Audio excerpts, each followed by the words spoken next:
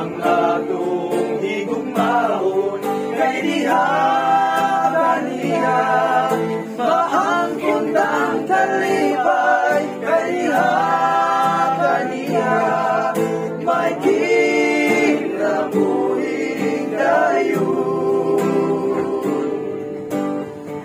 sa Isko madayon sa unahan kay siya nahabag sa iyong halistanan kay diha kaniya maangkon ang kalipay kay diha kaniya may kinabuhi.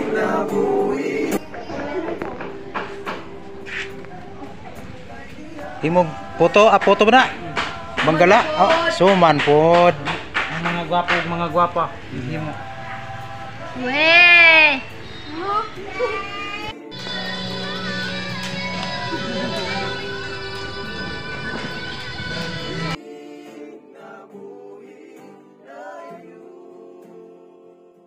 Ang mga tao gusto mo trabaho kay gusto magdiwan. Naka na?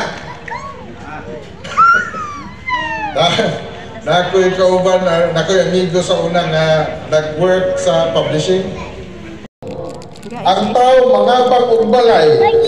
Ang tao kinahanglan og sakay.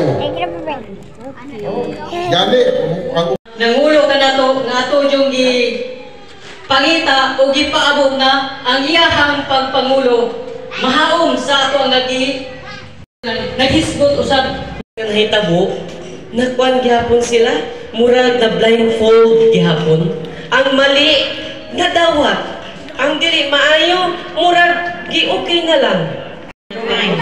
Pero kung nakaharap, automatic siya maka-take over. And then sa light and sound, generator, dahil mo na daan dito, ibilin lang sa ilang brother Lance. Sila ang in charge sa attendance every night. Kaya flower din mo lahat. Kini mo i-vegetable o. Tapos to. Ay, sagay ko lang! Bok!